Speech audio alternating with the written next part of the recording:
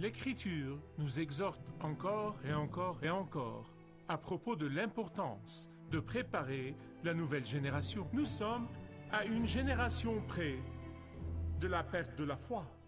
Depuis le commencement, Dieu a dit à son peuple de former la nouvelle génération dans le livre de Deutéronome. Paul a formé Timothée et il lui a dit de former d'autres. Il est temps que les armées du Dieu vivant soient les armées du Dieu vivant. La réponse se trouve dans le fait de sortir de notre torpeur et de dire avec amour, nous ne renoncerons pas à une seule personne de la prochaine génération de croyants devant l'ennemi. Et nous devons montrer l'exemple. Nous ne pouvons pas préparer la nouvelle génération juste en leur prêchant, mais nous devons montrer l'exemple. Restez branchés, c'est un message très important.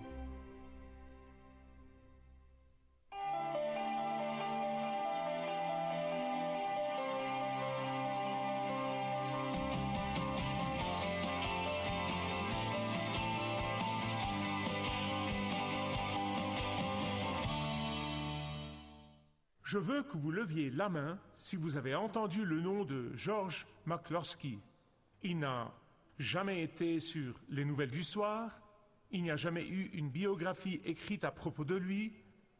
Il était un chrétien ordinaire qui a décidé de faire un investissement très important dans sa vie.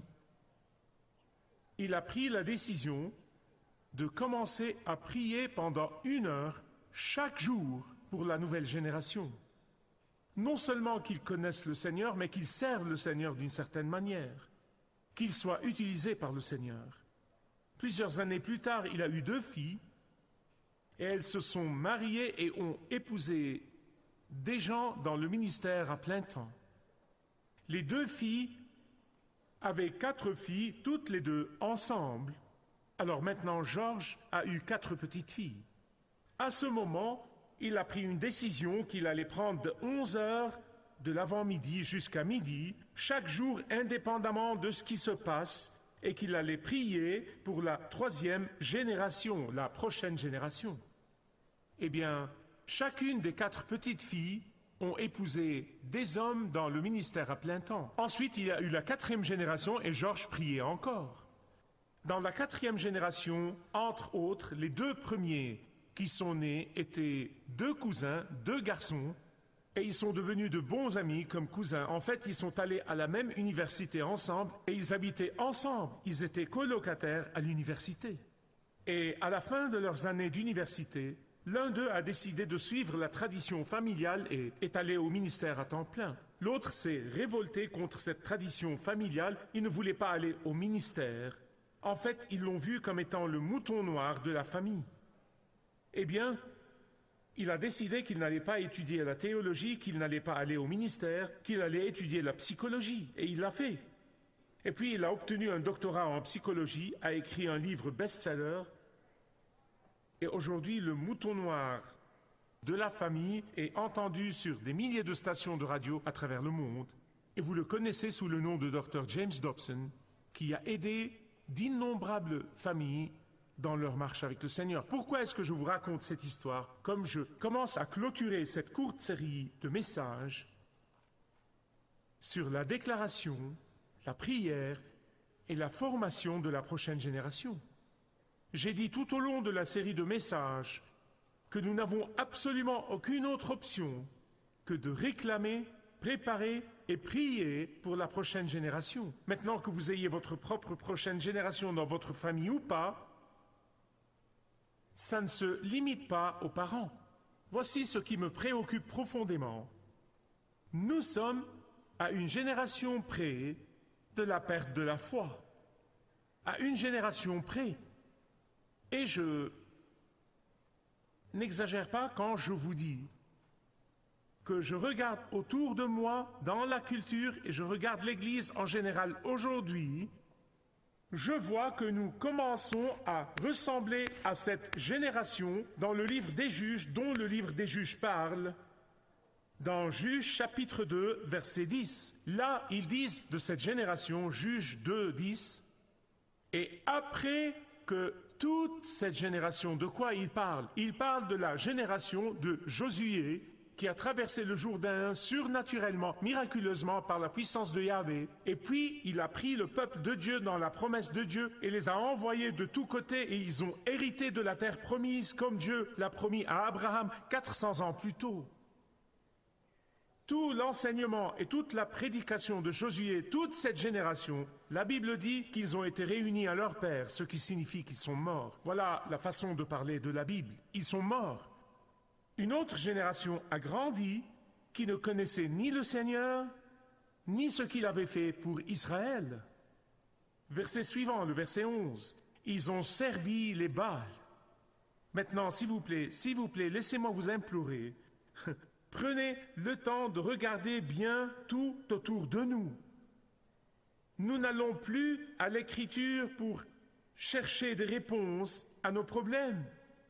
Nous enlevons maintenant les Bibles des installations de la marine. Historiquement parlant, nous avons fait des méchants des pères fondateurs et avons fait des héros des méchants. Des églises qui croyaient jadis et enseignaient et défendaient l'évangile de Jésus-Christ, le fait que lui seul sauve, disent maintenant que toutes les autres religions sont de valeur égale. Autant que 70% de tous les soi-disant chrétiens nés de nouveau ou croyants évangéliques croient maintenant que toutes les religions sont de valeur égale, que tout le monde arrivera à la fin. Quelle moquerie qu'est devenue la venue du Seigneur Jésus-Christ, de quitter le ciel, de venir sur terre en mourant sur une croix. Si tel est le cas, il aurait pu s'épargner tout cela. Aujourd'hui, il y a des gens misérables qui profèrent un beau mot français. Et vous savez ce dont je veux parler, la tolérance. La tolérance signifie maintenant non seulement aimer le pécheur, mais qu'il faut aimer les péchés. Et qu'il faut approuver du péché, et qu'il faut accepter le péché, et qu'il faut en fait dire qu'il est une chose vertueuse. Et voilà ce qui m'alarme et ce qui devrait alarmer chacun de nous. Et voilà pourquoi je donne l'alarme. Qu'est-elle?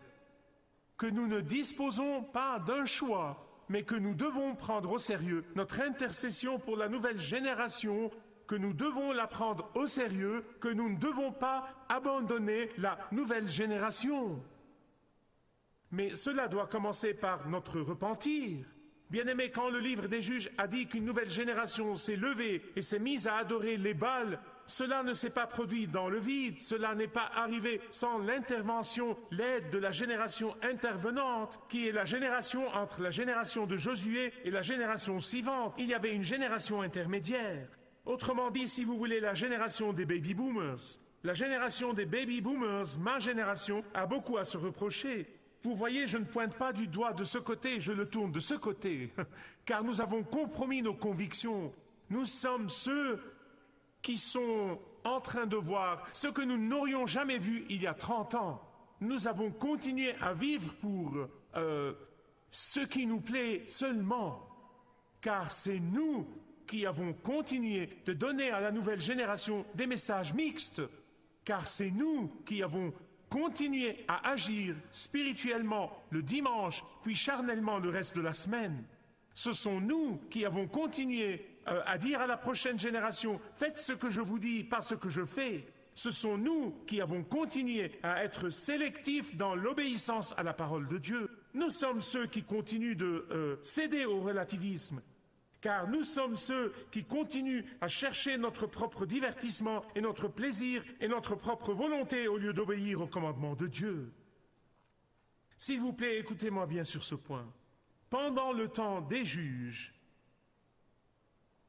si la nouvelle génération a fini par être indifférente, a fini par ne pas connaître Yahweh, c'est parce que la génération intermédiaire est devenue indifférente à Yahweh. C'est parce que la génération intermédiaire a commencé à mettre un pied dans le monde et l'autre pied avec Yahweh. Voilà ce qui est arrivé historiquement.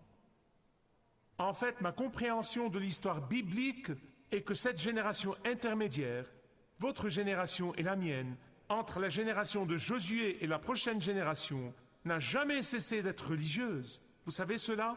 Elle n'a jamais cessé de faire le travail de la charité. Elle n'a jamais cessé de faire les mouvements religieux. Elle n'a jamais cessé de passer par les activités religieuses. Elle n'a jamais cessé d'aller à l'église. Ah, mais seulement s'il n'y a pas de conflit avec certaines de leurs activités sociales ou le sport. Tout ce qu'il faisait était de lentement mais sûrement évincer la vérité concernant qui Dieu est en dehors dans les marches de la vie. Lentement mais sûrement, écoutez-moi, ils n'ont pas nié Dieu, ils l'ont mélangé juste avec des concepts païens. Ils n'ont jamais répudié Yahweh. Oh non, monsieur, ils ne feraient pas ça. Ils l'ont juste regroupé avec toutes les autres croyances païennes. Ils n'ont pas ignoré Yahweh. Ils ont juste aimé le style de vie des Cananéens un tout petit peu trop. Alors, au lieu d'éliminer l'humanisme séculaire entièrement, ils l'ont adopté dans les églises. Ils l'ont apporté dans les églises. Ils l'ont incorporé dans l'église. En d'autres termes, ils ont essentiellement cananéisé, pas canonisé, cananisé leur foi. Il y a beaucoup de cananisation qui arrive dans notre culture d'aujourd'hui. Pouvez-vous la voir? Pouvez-vous la voir? Êtes-vous prêt à entendre certains faits bibliques? L'origine de l'éloignement d'Israël de la vérité a commencé par un petit compromis spirituel. Petit. Très petit, il est imperceptible, vous ne pouvez pas le voir. Un pouce à la fois, un pouce à la fois. Et puis avant longtemps, il se retrouvait dans le pétrin. Pouvez-vous le voir en Amérique? Pouvez-vous le voir dans les églises? Pouvez-vous le voir dans votre vie? Je peux le voir dans la mienne, je peux le voir, je fais constamment l'examen de ma vie et je dis, oh mon Dieu, je dois me repentir et retourner. Ils ont dit, eh bien, ces gens cananéens sont des gens vraiment sympas. Ces Cananéens sont des gens pacifiques. Nous les épouserons, nous nous marierons avec eux. Ces Cananéens, oh, ils ont juste un point de vue religieux différent. Nous sommes ceux qui ont besoin d'être ouverts d'esprit. Nous sommes ceux qui ont juste besoin d'être tolérants. Écoutez-moi, une fois que vous commencez à croire les mensonges, avant longtemps Christ sera détrôné. Une fois que toute la vérité devient relative, alors la vérité deviendra obsolète. Une fois que le christianisme devient juste une autre religion comme toutes les autres, elle deviendra bientôt dépourvue de son pouvoir. Alors que nous sommes amusés, Satan et ses acolytes ont une réunion de stratégie. Ils ont une réunion de stratégie contre chacun des enfants du Dieu vivant. Ils ont une réunion de stratégie contre votre famille, une réunion de stratégie contre les églises qui croient en la parole de Dieu. Et tandis que nous nous reposons sur nos lauriers, Satan travaille jour et nuit sur comment nous faire trébucher nos familles. Donc quelle est la réponse? Quelle est la réponse? La réponse est que les enfants du Dieu vivant se lèvent. Il est temps que les armées du Dieu vivant soient les armées du Dieu vivant. La réponse se trouve dans le fait de sortir de notre torpeur et de dire avec amour et de dire humblement et de dire joyeusement et oui en paix que nous ne céderons pas un pouce. Nous ne renoncerons pas à une seule personne de la prochaine génération de croyants devant l'ennemi.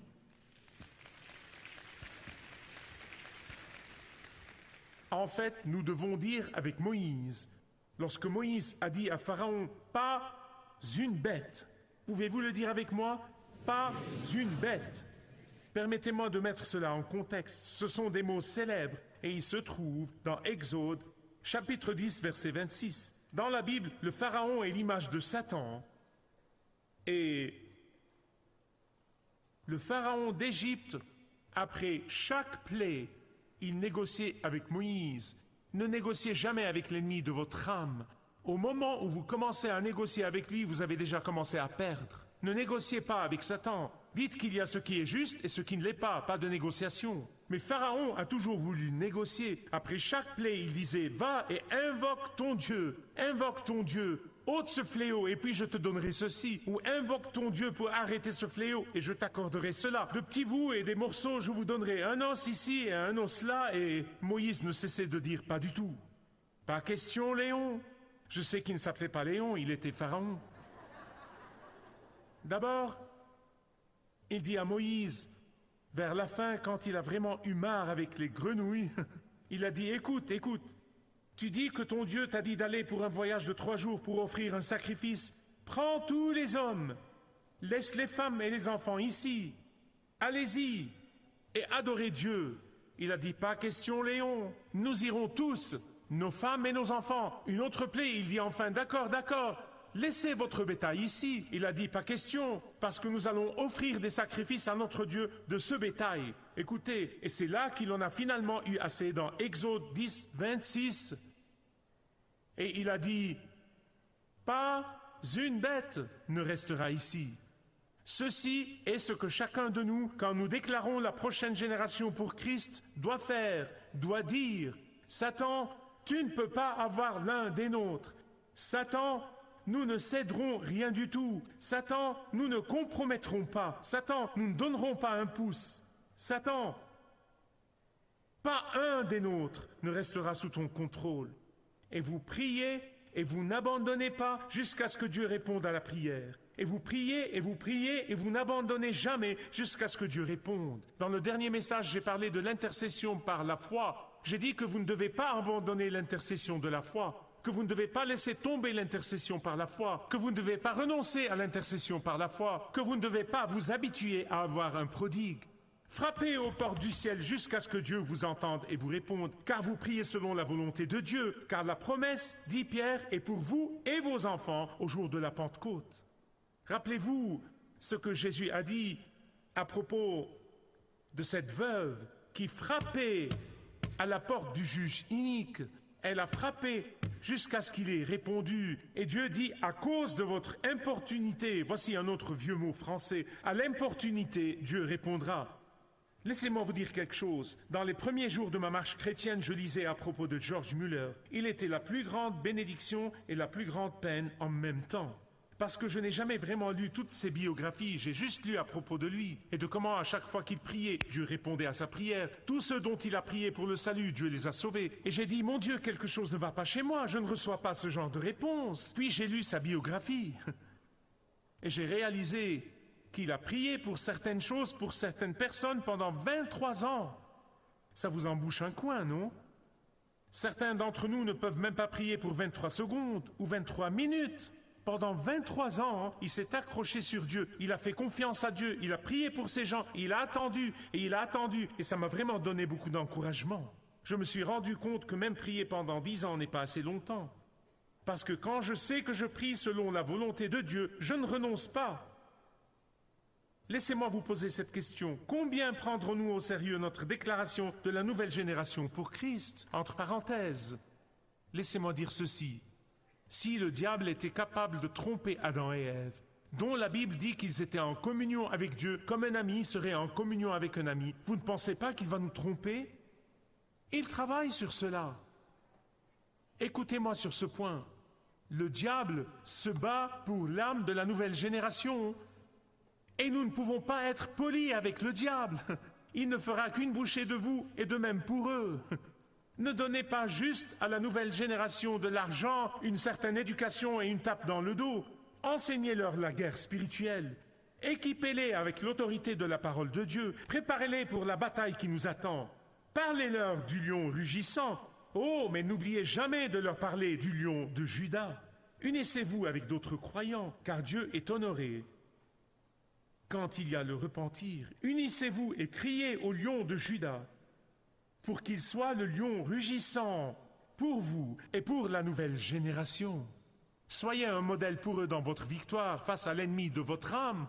Montrez-leur comment Dieu vous a délivré, comment Dieu vous a guéri et comment Dieu vous a pardonné à chaque fois que vous vous êtes repenti. Il est inutile d'essayer de présenter ou de projeter une image qui n'est pas vraie. Il est préférable pour eux de voir votre échec et puis votre repentir et la bénédiction de Dieu qui est venue comme résultat de la repentance. Cela va les renforcer. Voici quelques faits bibliques. Notre Dieu est le Dieu qui a persévéré. Notre Dieu est le Dieu qui ne renonce jamais à nous. Notre Dieu est celui qui ne nous laisse jamais tomber. Notre Dieu est le seul qui ne nous abandonne jamais. Soyez un modèle de Dieu, soyez comme votre Dieu, n'abandonnez pas. Si cela prend le reste de votre vie dans la prière, n'abandonnez pas. J'ai prié pour des choses pendant des années, et je crois que si je ne vois pas la réponse à cette prière, il va y répondre dans la prochaine génération. Mais je ne vais pas abandonner. Je prie pour certaines personnes auxquelles je ne renoncerai jamais. Et avant de quitter le peuple d'Israël, nous voyons que Josué les a mis en garde. Il les a mis en garde. Il les a mis en garde des petits compromis qui ne restent pas petits, ils deviennent de grands compromis. Il les a constamment avertis. En fait, il les a laissés voir de sa propre vie. Il a admis dans sa biographie comment, après une grande victoire à Jéricho, il est arrivé dans la toute petite ville de Haï et il a été vaincu. Et il leur a montré que la raison était qu'il n'a pas prié, il n'a pas cherché la puissance de Dieu, il a pensé qu'il était assez futé, qu'il était assez intelligent, qu'il pouvait gérer cela seul. Et quand il a été vaincu, il s'est tourné vers le Seigneur et a crié au Seigneur. Il leur montrait un modèle. Et il les avertissait. Il les avertissait de tout son cœur. Il ne l'a pas seulement fait une fois, il l'a fait à maintes reprises. Josué leur a illustré la vision de Dieu. Quel grand et puissant Dieu ils avaient. Et il leur a dit, si vous obéissez au Seigneur votre Dieu, il ira au combat pour vous. Laissez-moi vous demander ceci. Vous seuls répondez à cette question entre vous et Dieu. Vivez-vous dans la désobéissance ? Vivez-vous avec un péché secret dans votre vie et vous vous demandez pourquoi Dieu ne vous répond pas? Voici les paroles de Josué. Si vous obéissez au Seigneur votre Dieu, il combattra pour vous. Il combattra pour la prochaine génération. Il combattra même pour la 3e et la 4e génération. Mais malheureusement, la génération intermédiaire a compromis et elle n'a pas donné cet avertissement. Elle n'a pas donné cette formation à la génération suivante avec des conséquences tragiques. Vous voyez, le problème n'est pas de perdre le salut. Il n'y a pas de peur là. Le problème est quand nous nous taisons et tout autour de nous devient de plus en plus sombre et nous restons calmes et nous ne disons rien et nous ne faisons rien et nous disons, eh bien, que peut faire une personne ? Le problème est que nous allons souffrir. Il n'arrivera pas que nous serons immunisés, croyez-moi. Nous allons souffrir. Vous souvenez-vous de Lot? Vous rappelez-vous de Lot?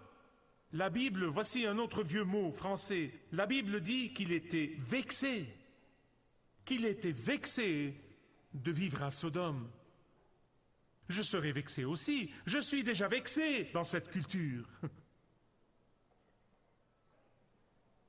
Ici, dans cette église, nous ne plaisantons pas, mais la Bible dit clairement que c'est la responsabilité des parents de former, d'équiper et de préparer la nouvelle génération. Nous sommes ici à votre service, nous sommes là pour vous aider. Quand la génération intermédiaire du temps de Josué n'a pas réussi à former, équiper, prier et à instruire, la génération suivante a perdu la bataille. Ils ont perdu la bataille. En fait, la seule chose que la génération du livre des juges, à chaque génération a apprise, est que Dieu est plein de grâce. À chaque fois qu'une génération crie à Dieu, il leur envoie un libérateur. Chaque fois que la nouvelle génération crie à Dieu, il leur envoie un libérateur. En fait, c'est là tout le thème du livre des juges.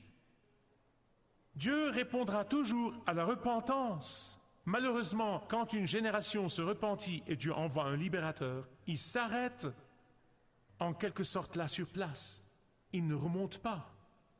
Il reste. Alors la génération suivante vient, va un peu plus loin, puis plus bas. Il continue comme cela, génération après génération, dans une spirale descendante, jusqu'à ce que ça devienne un désastre total. Pouvez-vous voir la spirale descendante dans les dernières décennies dans notre culture? Pouvez-vous la voir dans les églises? Je crois que le Seigneur désire être miséricordieux. Je crois que le Seigneur désire entendre le cri de la repentance. Son mal de cœur, son chagrin est pour ses enfants. Apprenez de l'Écriture à propos du caractère de Dieu. Imitez le caractère de votre Dieu. Comme il est attristé pour ceux qui disent son nom un jour et vivent comme le monde le suivant. Comme il est attristé pour ceux qui transforment sa grâce en une chose acquise, comme il est chagriné pour ceux qui ont accepté la redéfinition du monde du mariage, comment il est attristé pour ces enfants qui ont mélangé le christianisme et l'islam, l'appelant Chrislam, comme il a de la peine pour ceux qui utilisent le nom de Christ pour redéfinir la moralité, comment il s'attriste pour ceux qui prétendent être chrétiennes et agissent et se comportent comme ceux qui sont non-croyants. Et voilà pourquoi nous sommes la génération intermédiaire. Nous devons nous repentir en premier, avant que nous puissions faire quoi que ce soit d'autre. Nous devons nous repentir. Nous pouvons continuer d'aller dans une spirale descendante où nous pouvons nous engager de nouveau à prier et à ne jamais renoncer à la prochaine génération. Mais tout commencera par notre repentir, puis notre engagement devant le Seigneur, de réclamer la nouvelle génération. Merci de regarder ce programme. Marcher avec le guide est un programme et un ministère de Kingdom 7 que je vous présente chaque jour, en anglais, en arabe et en français, dans l'espoir que Dieu l'utilise pour vous toucher et toucher vos besoins. Et je prie que Dieu ait déjà guidé beaucoup d'entre vous dans une relation plus forte et plus profonde avec lui à travers Malakut Sat. Que Dieu vous bénisse. Vous pouvez maintenant télécharger du livre du Dr Michael Youssef, 7 pas sur le chemin